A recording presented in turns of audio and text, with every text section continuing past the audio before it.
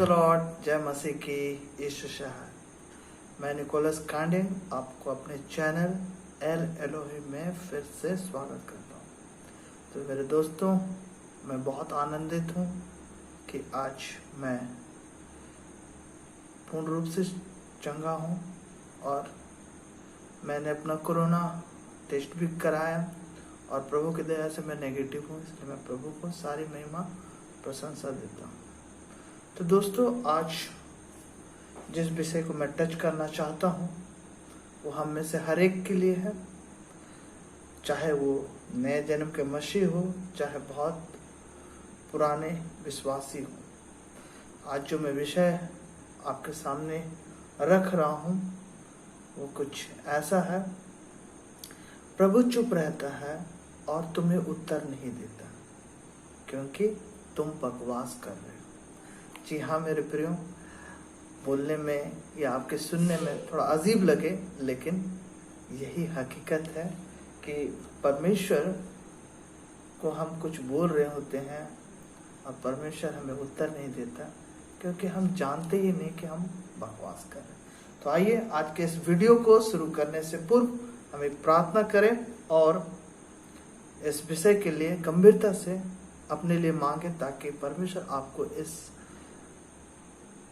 जो सब्जेक्ट है आपको सिखाए, मुझे सिखाए और परमेश्वर अपनी महिमा पूरी करे। आइए हम प्रार्थना करें। प्यारे पिता परमेश्वर, हम आपको धन्यवाद करते हैं, आज फिर से आपने हमें एक साथ मिलाया, एक साथ बैठने का मौका दिया। हम फिर से अपने श्रोताओं के साथ हाजिर हुए हैं, आपकी बड़ी महिमा है।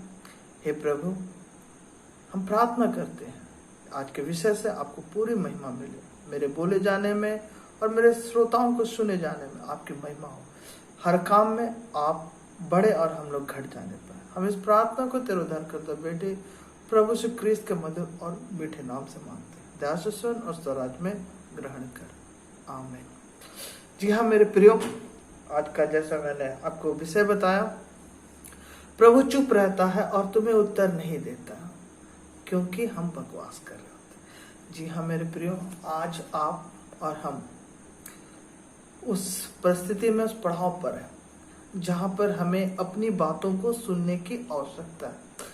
बहुत बार होता है, हम बहुत से मसीहों से मिले, विश्वासियों से मिले, या ऐसे निरुत्साहित विश्वासियों से कि उनका जीवन कैसे चल रहा है, तो बस एक ही जवाब होता है, कहाँ पहले जैसा अब मजा नहीं रहा। क्यों भाई, क्या हो गया? अब परमेश्वर उत्तर नहीं देता। अरे बड़ा दुख लगता है ऐसे जब निरुत्साहित विश्वासियों के साथ मिलते हैं, तो मुझे भी अपने विश्वास पे एक जो जल रही होती है वो बुझापन लगता है। क्यों? क्योंकि उसने ऐसी बातें कही। पर तो कभी आपने ये सोचा है कि क्यों परमेश्वर आपको उत्तर नहीं दे रहा? क्यों आपसे बातें नहीं हो रही है? क्या आपको नहीं लगता कि आप बकवास कर रहे हैं? मेरे प्रियो, परमेश्वर सीधे और साफ शब्दों में कहता है, मुझसे मांग मैं तुम्हें दूंगा। जबकि परमेश्वर अपने हर एक वचन पर कहा कि मैं तुम्हें मिलूंगा। हर एक वचन उसने प्रतिज्ञा की, मैं तुझे उत्तर दूंगा, मैं तुझे मिलूंगा। परंतु क्या होता है जब मैं प्रार्थना करूं या कुछ बातों को बोलूं और मुझे उसका कुछ उत्तर नहीं मिल रहा, तो हम दोष देने लगते हैं और निरुत्साहित हो जाते हैं और यूं कहने लगते हैं कि हम परमेश्वर हमें कुछ भी उत्तर नहीं देता, हम अपनी बातों को सुनते नहीं। क्या मैं बकवास तो नहीं कर रहा? ये शब्द बड़ा अजीब लगे, लेकिन हमें ये स्वीकार करना चाहिए। क्या मैं अपनी प्रार्थनाओं पे बकवास तो नहीं कर रहा? याकूब 4:3 बोलता है, तुम मांगते हो और तुम्हें नहीं मिलता क्योंकि तुम बुरी इच्छा से मांगते। हाँ मेरे प्रियो, हमें अपनी प्रार्थना को सुनना चाहिए। क्या मेरी प्रार्थना या मेरा व्यवहार परमेश्वर को भाता है? क्योंकि वचन कहता है कि हमारे जो काम है वो परमेश्वर को भाने वाला होना चाहिए। तो चलिए इस बात को अच्छी तरीके से समझने के लिए हम लोग एक उदाहरण देखते हैं कि किस रीति से आदमी या व्यक्ति या हमारे आसपास के लोग प्रभु को पुकारते हैं। लूका 23:33 से 43। लूका 23:33 से 43। जल्दी से बाइबल निकालें और हम लोग पढ़ेंगे। लूका 23:33 से 43। ये बात परमेश्वर के उस घटना से है जब परमेश्वर प्रभु यीशु को क्रूस की ओर लेके जा रहे थे। तो हमें मिल गया है और हम पढ़ते हैं लूका 23:33 से 43। और उसमें इस प्रकार लिखा है, जब वे उस जगह जिसे खोपड़ी कहते हैं पहुंचे तो उन्होंने वहां उसे और उस कुकर्मियों को भी, एक को दाहिनी और दूसरे को बाईं ओर क्रूस पर चढ़ाया। तब यीशु ने कहा, हे पिता, इन्हें क्षमा कर, क्योंकि ये नहीं जानते कि क्या कर रहे हैं।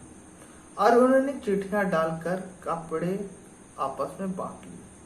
लोग खड़े खड़े देख रहे थे और सरदार भी ठट्ठा करके कहते थे, इसने दूसरों को बचाया। यदि यह परमेश्वर का मसीह है और उसका चुना हुआ है तो अपने आप को बचा ले।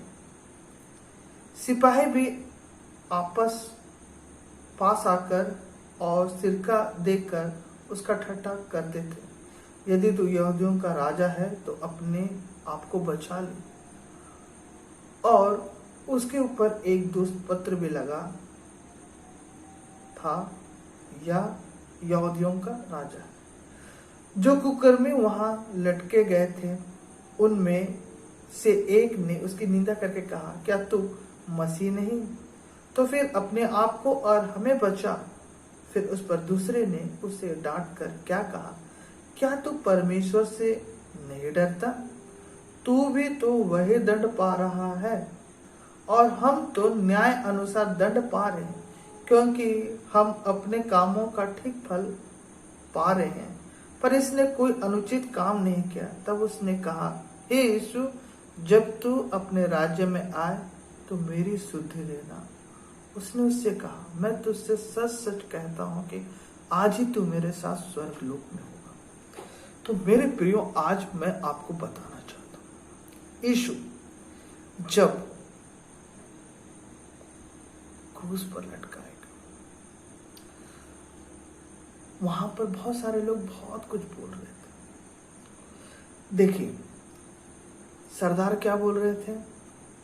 सरदार ठट्ठा कर रहे थे और बोल रहे थे, इसने दूसरों को बचाया, अपने आप को भी बचाए।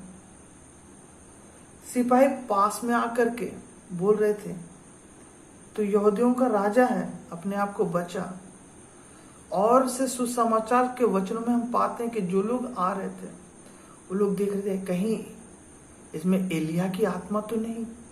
क्योंकि जब प्रभु अपने आप को एली एली लामा सबक्तनी कहा, तो सबने सोचा कि यह एलिया को पुकार रहा है। तो उस वक्त बहुत कुछ हो रहा था, बहुत चीजें हो रही थी। जो आ रहे थे यीशु का ठट्ठा कर रहे थे, मजाक बना रहे थे और कह रहे थे, बचाओ अपने आप को, तब हम मान लेंगे कि तू परमेश्वर का पुत्र है। उस वक्त यीशु कुछ भी नहीं बोल रहे थे। जब सरदार आके बोला कि अपने आप को बचा, तब हम मान लेंगे कि तू सच बोलता है, जो तूने अपने शिष्यों को कहा, लोगों को कहा अपने बारे में। सिपाही मजाक कर रहे थे, वो भी कह रहे थे अपने आप को बचाओ। इवन जो बाईं ओर के जो पापी मनुष्य था, जिन्हें भी क्रूस की दंड दिया गया था, वो भी कह रहा, क्या तू मसीह नहीं? यदि मसीह है तो बचा अपने आप को भी और मुझे भी। मेरे प्रिय, क्या परमेश्वर के पास वो शक्ति नहीं कि वो बचा सके? वो बाईं ओर जो क्रूस पे लटका, तो वही ना पुकार रहा था कि बच्चा मसीह है, हमारे जीवन को बचाने वाला। यीशु कुछ नहीं बोल रहा, सबों के लिए वो चुप थे। इससे और ज्यादा लोगों की गुस्सा बढ़ रहा था कि क्यों कुछ बोल नहीं रहा, क्यों नहीं बोल रहे थे। आपको क्या लगता है, यीशु उनको जवाब नहीं दे सकता था? दे सकता था। बेकार की बहस वो करना नहीं चाहता था, क्योंकि उनको लग गया कि मुझे इन सब बातों से बोल करके, इन्हें चुप करके, इन्हें अपनी सामर्थ्य दिखा करके मुझे कुछ प्राप्त नहीं करना। मुझे जो प्राप्त करना है वो तो मैंने कर लिया। परंतु एक घटना हुई, यीशु चुपचाप सब कुछ सह रहे थे। सब मजाक बना रहे थे, उसको बोल रहे थे कि दिखा अपनी सामर्थ, तूने सबको ठीक किया, अपने आप को भी कर, दिखा ऐसी सामर्थ। सब देखने के लिए थे, कुछ भी कोई नहीं कर पा रहा था। जब दाहिनी ओर वाले कहा, हे प्रभु, यदि तू अपने राज्य में आए तो मेरी सुधि लेना। तभी यीशु बोलते हैं, मैं तुझसे सच कहता हूं, तू आज ही मेरे साथ स्वर्ग लोक में होगा। ये सामर्थ्य थी परमेश्वर की। वो लोग जो कह रहे थे उसमें सामर्थ्य दिखाने के बाद वो उनको अपनी सामर्थ्य नहीं दिखाए, परंतु जब दाहिनी ओर के उस पापी ने कहा, प्रभु अपने राज्य में मेरी सुधि लेना, तब प्रभु ने उत्तर दिया, तू आज ही मेरे साथ स्वर्ग लोक में होगा। मेरे प्रियो, ये सामर्थ्य है परमेश्वर की। उस डाकू ने क्या कहा कि हे प्रभु, तू अपने स्वर्ग लोक में मुझे से याद कर। उसने अपने आप को दीन किया और अपने आप को मान लिया।